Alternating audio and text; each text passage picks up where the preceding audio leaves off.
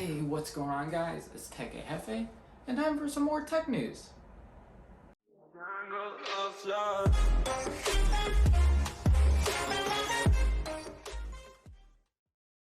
Apple Oracle's Min-Chiang Kuo and Mark Gurman have published some reports saying that Apple may launch their very own VR/AR headset as early as 2022, with a smaller and sleeker pair of AR glasses arriving a lot later. Looks like Apple's jumping into metaverse too. Eventually, VR and AR is just gonna take over the whole world. Wonder what that's gonna look like. Apple is also planning on rolling out car crash detection feature for iPhones and Apple Watches, which will be able to automatically dial 911 even if you're incapacitated. Apparently this feature has been around for a little while with the Pixel lineup, starting with the Pixel 3. Now Apple's starting to take care of us. Aw, how nice of Apple. So Windows 11 hasn't had the best luck with the Ryzen CPUs. It seems to get a little bit better, but it's still not quite there yet. If you haven't heard about it yet, the new Windows 11 update caused performance drops on the Ryzen CPUs. After their first initial patch, it was made worse.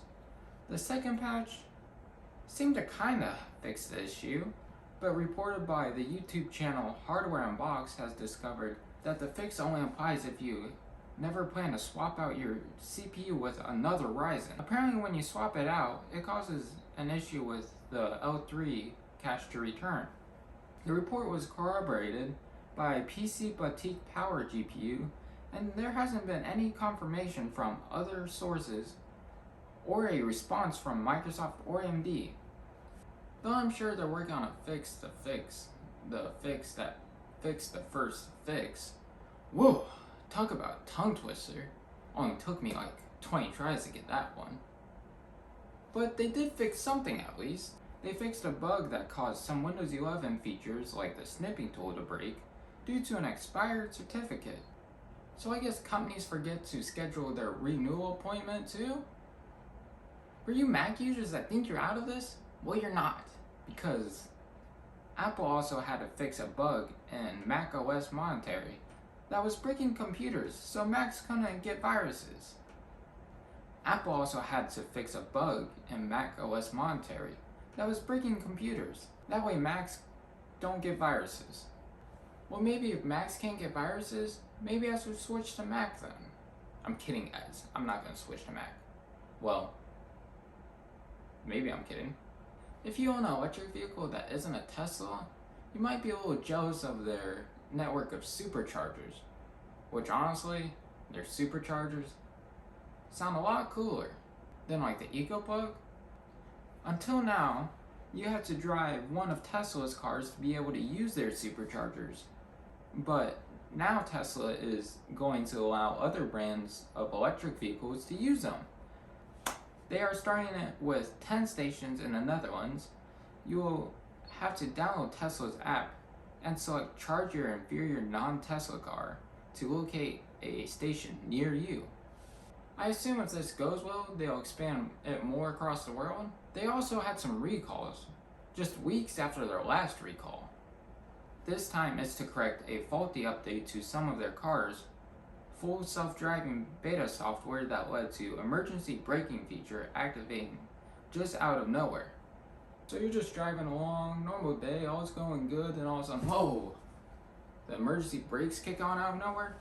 That'd be crazy. Imagine being in that car when that happened. I mean, that had to scare people. Then the US Cybersecurity and Infrastructure Security, aka CISA, something like that, has issued a directive requiring civilian federal agencies fix old cybersecurity flaws that they haven't really done anything about. The order concerns about 200 cybersecurity flaws identified between 2017 and 2020, and apparently 90 more just from 2021. They include Microsoft Exchange Server flaw from March, and the Solar Windows flaw from late 2020. What? Companies haven't installed patches for all these flaws? What are they thinking? I mean, I get it if you want to wait a week or two after a patch or an update, but something this serious for companies like these just should be taken more seriously. I mean, it's honestly not the best practice or idea. But speaking of not the best practice or best idea, the GPU market, you guys know, hasn't been the greatest. Hard to find a GPU, prices are outlandish, and now we have to deal with thieves. EVGA has reported that a truckload of RTX 30 series graphics cards were stolen on a route from San Francisco to EVGA's distribution. This isn't just bad for EVGA, but also for the people finding a new GPU. EVGA has canceled the warranties on the stolen cards, meaning that you can buy one off Craigslist just thinking it's a scammer, but it turns out it's one of the highly wanted criminals. And plus, you don't get your warranty. Anyways, guys, that's it for this week's tech news. If you guys like this video, you know what to do.